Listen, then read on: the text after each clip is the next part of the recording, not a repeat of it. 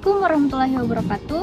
Kami mahasiswa Universitas Andi Jema Palopo, Fakultas Ekonomi dan Bisnis, Prodi Manajemen semester 4. Video ini dibuat untuk menyelesaikan salah satu tugas dalam mata kuliah Perekonomian Indonesia dengan dosen pengampu Ibu Cici Mahmud SEMSI.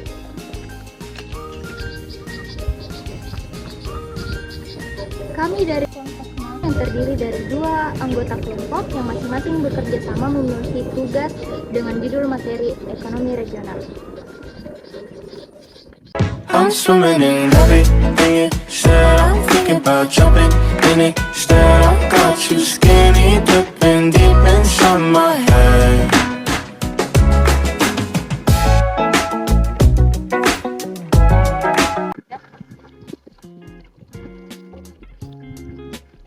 Baiklah, kami dari kelompok 5 akan mempresentasikan materi dengan judul ekonomi regional.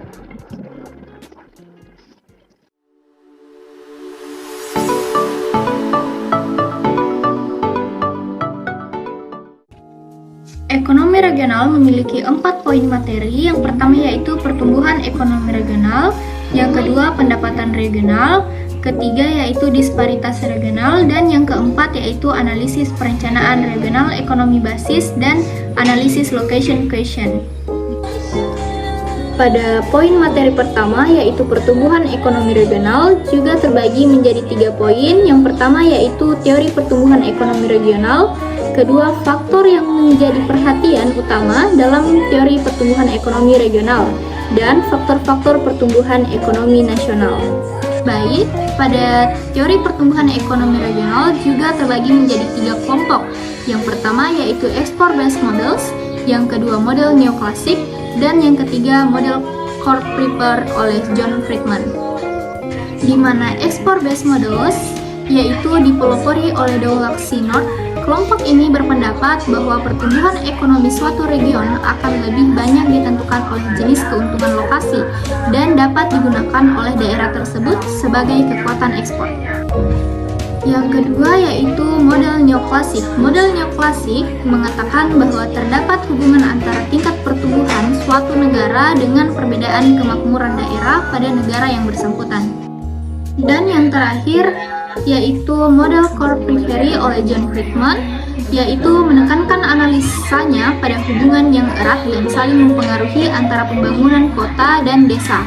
Menurut teori ini, gerak langkah pembangunan daerah perkotaan akan lebih banyak ditentukan oleh keadaan desa-desa sekitarnya. Baik, selanjutnya poin kedua yaitu faktor yang menjadi perhatian utama dalam pertumbuhan teori ekonomi regional. Juga terdapat menjadi 3 poin. Yang pertama yaitu keuntungan lokasi, kedua aglomerasi migrasi, dan arus lalu lintas modal antar wilayah.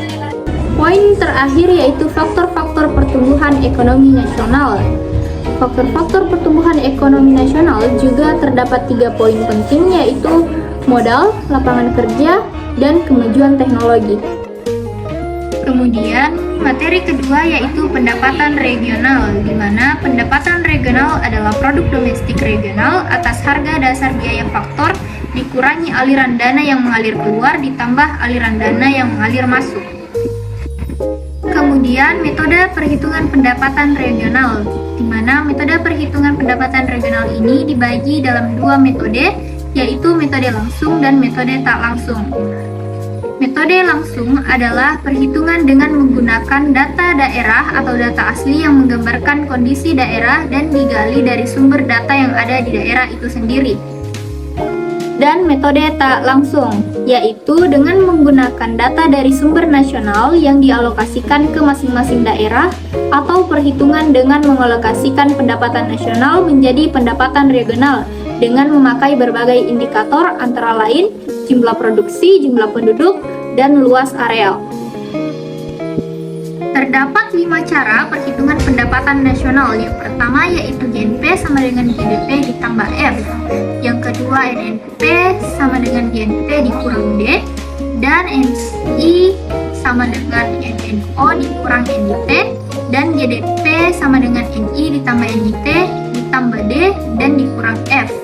Dan yang terakhir yaitu NI sama dengan GDP ditambah F dikurang D NIT, di mana GNP adalah pendapatan nasional bruto atau PNB dan GDP adalah produk domestik bruto atau PDB, NNP adalah produk nasional neto, F yaitu pendapatan neto terhadap luar negeri atas faktor produksi, yaitu selisih antara pendapatan orang-orang Indonesia yang bekerja di luar negeri dan orang-orang asing yang bekerja di Indonesia. Dan D yaitu penyusutan, NIT yaitu pajak tak langsung neto, yaitu selisih antara pajak tak langsung dengan subsidi. Dan NI yaitu pendapatan nasional. Selanjutnya, saya akan membacakan materi mengenai disparitas regional. Faktor-faktor penyebab ketimpangan pembangunan ekonomi memiliki 6 poin. Yang pertama itu konsentrasi kegiatan ekonomi wilayah, di mana konsentrasi kegiatan ekonomi yang tinggi di daerah tertentu merupakan salah satu faktor yang menyebabkan terjadinya ketimpangan pembangunan antar daerah. Ini adaptasi investasi. Berdasarkan teori pertumbuhan ekonomi dari Harold Domar menerangkan bahwa adanya korelasi positif antara tingkat investasi dan laju pertumbuhan ekonomi. Artinya, rendahnya investasi di suatu wilayah membuat pertumbuhan ekonomi dan tingkat pendapatan masyarakat per kapita di wilayah tersebut rendah karena tidak ada kegiatan tingkat ekonomi yang produktif. Yang ketiga itu tingkat mobilitas faktor produksi yang rendah antar wilayah. Yang lancarnya mobilitas faktor produksi seperti tenaga kerja dan kapital antar provinsi merupakan penyebab terjadinya ketimpangan ekonomi regional. Ini perbedaan sumber daya alam atau biasa disebut SDA. Menurut kaum klasik, pembangunan ekonomi di daerah yang kaya SDA akan lebih maju dan masyarakatnya lebih makmur dibandingkan daerah yang miskin SDA. 5 itu perbedaan kondisi demografi antar wilayah. Ketimpangan ekonomi regional di Indonesia juga disebabkan oleh perbedaan kondisi geografi antar wilayah, terutama dalam hal jumlah dan pertumbuhan penduduk. Tingkat pendapatan penduduk, pendidikan, kesehatan, disiplin masyarakat, dan etos kerja dilihat dari sisi permintaan.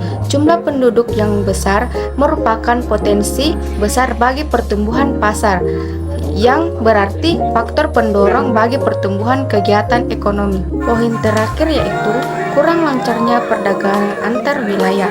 Kurang lancarnya perdagangan antar daerah merupakan unsur menciptakan ketimpangan ekonomi regional.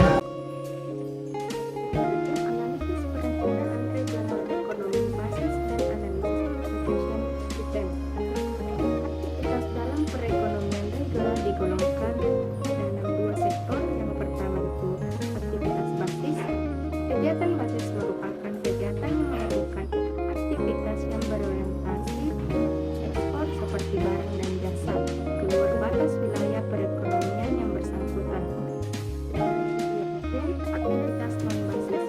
Kegiatan non-basis adalah kegiatan yang menyediakan barang dan jasa yang dibutuhkan masyarakat berada di dalam batas wilayah perekonomian yang bersangkutan. Untuk menganalisis basis ekonomi suatu wilayah, teknik yang digunakan adalah quotient lokasi.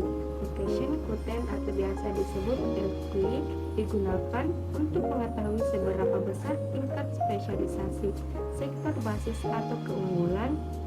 Indikator yang digunakan kesempatan kerja dan produk domestik bruto suatu wilayah. Location quotient. Pertama, untuk mengukur konsentrasi dari suatu kegiatan atau industri dalam suatu daerah dengan cara membandingkan peranannya dalam perekonomian daerah itu dengan peranan kegiatan atau industri sejenis dalam perekonomian regional atau nasional. Jadi, merupakan rasio antara jumlah tenaga kerja pada sektor tertentu atau industri atau PDRB terhadap total tenaga kerja sektor tertentu atau total nilai PDRB di suatu daerah atau kabupaten dibandingkan dengan rasio tenaga kerja atau PDRB dan sektor yang sama di provinsi.